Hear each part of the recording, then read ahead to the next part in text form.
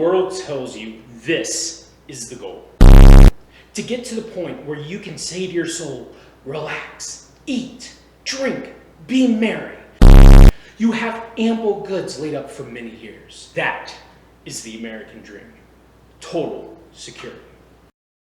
But God said to him, "You fool, this night your life will be demanded of you, and the things you have prepared, to whom will they belong?" Jesus didn't condemn this man for being rich.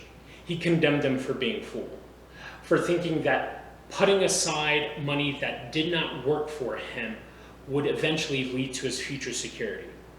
If you're doing this, putting away money for the sake of putting away money, you're not practicing prudence, you're practicing fear. Today, we're going to go over what you need to do to stop hoarding and start cultivating. Welcome to Catholic Sense. I'm Alan, and welcome back to Catholic Sense. I'm a Catholic and a financial advisor, asking the hard financial questions to bring both faith and finances nicely together. Today, I want to talk about something that I've seen countless clients of mine do. They treat every dollar the same, not worrying about if they're actually saving or investing, ultimately driving themselves into a spot where they thought they were doing the right thing, but ultimately fell short of what they were trying to do. Today, we're going to talk about the 3 types of goals that you need to have with your money to make sure that you are setting yourself up for success. In addition, we're going to talk about something specifically to help protect those assets. So make sure that you stay tuned for the entire episode. The way that I like to think about this is similar to a farmer. In a farmer, they have to constantly be thinking about the next season of their life. And in the same way, you should be doing that with your money. So with those 3 steps, we're going to break down this video to talk about the 3 types of goals that you should have to get there. First, let's talk about your pantry goals. These are the types of events that you anticipate will or could happen in the next 12 months and help to give you a little bit of cushion for when life happens. In the same way that you wouldn't want to be caught throwing a dinner party and an extra guest arrive, you don't want to have to figure out if you need to go run out to the field and pick a couple more crops. You want them ready. You want them in the pantry. Needless to say, this shouldn't only include your monthly bills, but it should also include future anticipated events such as emergencies as well as holidays. With respect to your monthly budget, the way that I try to advise clients is to keep 1 month's pay within your checking account so that you have a solid base. This new base is called your new zero. So, for example, let's pretend that you make $1,000 a month. Your new zero should be $1,000, and every time you dip below $1,000, you now owe money to yourself. This will allow you to have a little bit of flexibility with your month-to-month expenses because life happens and sometimes you dip below. But when that does happen, you want to owe yourself that money, not the bank. This is practicing prudence. Now let's move on to emergency savings. Typically, advice around emergency savings is that you should have between 3 to 6 months worth of expenses set aside in a savings account. This number specifically comes from the idea that if you were to lose your job, that you would have a buffer between 3 to 6 months that you could continue to pay for things such as your mortgage and your utilities and your food while you were house hunting. Waited for that first paycheck to hit your checking account. The last part that I want to touch upon is holidays. Whether that's Christmas or birthdays, you know that you are going to want to spend additional dollars for those events. The prudent thing to do is to make sure that we are saving and accounting for those future gifts that we're planning to buy. You don't want to run into the pantry and say, "Oh, I didn't think that this event was going to come in," when you knew that it was going to come. Look, you know when Christmas is coming. You know when birthdays are coming. You know when people's anniversaries are coming, and you already know today whether or not you want to buy them a gift. So if you want to buy them a gift, please start saving now. It's a lot easier to plan to buy someone a $50 or $100 gift 12 months out than it is 2 months out. And your monthly budget will thank you. So the easiest thing that we can do is to start planning for that beforehand. Remember, in the same way that you don't want to be trying to run out to the field hoping that you have food, you need to have that food already saved, that money already saved in a savings account where it is going to be liquid cash for you to be able to pull at any time. The bottom line is that we need to keep this money close hold. Anything that we anticipate is going to happen within the next 12 months, we want to keep some security around. Now that we've talked about the food that's in our pantry, let's talk about the food that's in the field. These are going to be for our medium-term goals. To put a time frame on it, we're going to be looking at about 1 to 5 years. So these are the types of goals that we are anticipating in the future, but aren't going to happen immediately. These might be the types of goals where you're planning for a wedding, planning for a new car, planning for a dream vacation.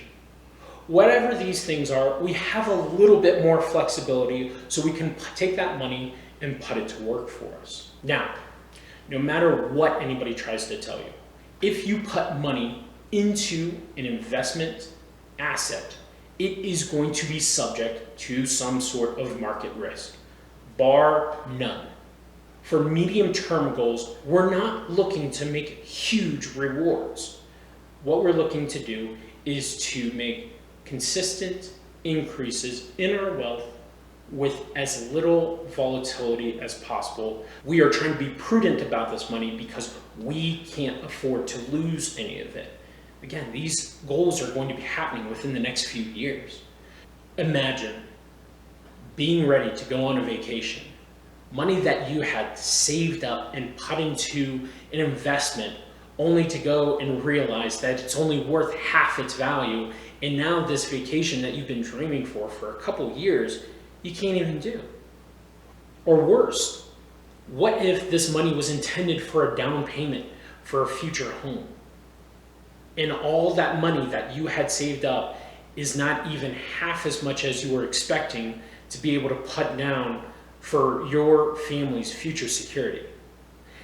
This is the reason that we want to minimize the volatility or how much risk we're putting with this money. We need it.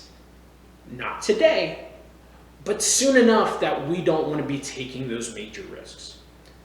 Types of assets that you can look at include CDs and bonds. There's lots of different types of investments that I'm planning to make in a future video, but for the sake of simplicity, we are going to keep it there. Now let's talk about everybody's favorite part, the long-term goals, or as we will refer to them, the seeds that you're planting. These are going to be your long-term investments. For these, we're thinking about retirement. We're thinking about sending kids to college, and we're talking about generational wealth. You do not develop any of these things overnight. Here's a hard truth that most people aren't willing to tell you. You can't save your way to retirement. You have to put money into investment vehicles and have that money working and multiply in order to produce future fruits. In the same way that you take a seed, plant it, let it be fruitful, and take those seeds and replant them so that you can continue to create abundance, we're going to do the same thing with money. We're going to take a small amount of money and put it into investments so that it can grow, be fruitful, and then we multiply it by taking those dollars and reinvesting them back into similar assets. In this way, we can continue to grow that abundance in the same way that a farmer does year over year. Now, in order for us to be able to actually be fruitful and to multiply these blessings, they have to be put towards more risk. In the same way that we were talking about our medium-term goals and not wanting to expose them to too much risk, we actually need to take these seeds and expose them to more risk. Again, because we're looking at a longer time frame. We're going to have both ebbs and flows of the market throughout time, and that's what we're looking for. Continually compound what we are planting as our initial starters continue to be fruitful and multiply for us. Now again, in the same way that I talked about that there were assets for our medium-term goals that might be appropriate, there are going to be different assets that are going to be appropriate for our long-term goals. These usually consist of stocks and mutual funds. To draw the biblical parallel, think about the master that gave his slaves talents and expected them to multiply them before he came back. In the same way, you can take your money and be able to multiply it in the market so that at a future date, when our master, God, comes back and says, "What have you done with the resources I've given you?" You can say, "Look, I have been fruitful and I have multiplied what you have given me." Now, I'm not going to talk about investments specifically in this video, but please be on the lookout for a future video in which I will talk about how you as a Catholic can ethically invest into stocks and mutual funds that will help bring that bountiful harvest that you're looking for. Awesome. So I think that's all we need to do, right? Picture this. You have 6 months worth of savings. You have money in short-term assets so that you can take your family on a nice vacation. You've even been able to put money into investments so that you can look at retiring, but then life happens.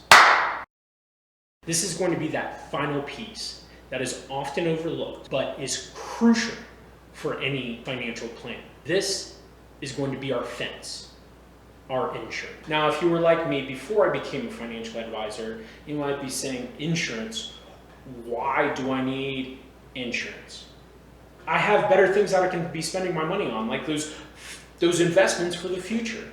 But all it takes is a car accident, a major medical bill, or even worse, your own life, to completely wipe out the ability for you or your family to have the financial security that you need. Insurance is the one way that we can help mitigate against those types of unforeseen circumstances.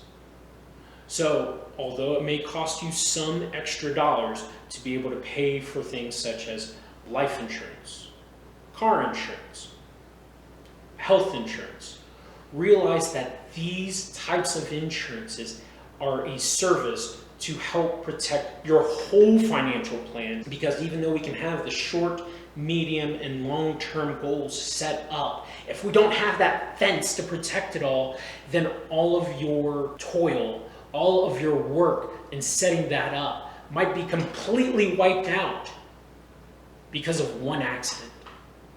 Insurance is the service that we pay for to ensure our family's future stability.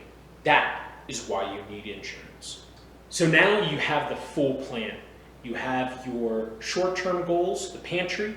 You have your medium-term goals with the crops that are out in the field, and your long-term goals with the seeds that you're planting for a future harvest, as well as that fence known as insurance to help protect everything. But now that you know the full plan, what are you supposed to do with those seeds that we talked about for long-term investment?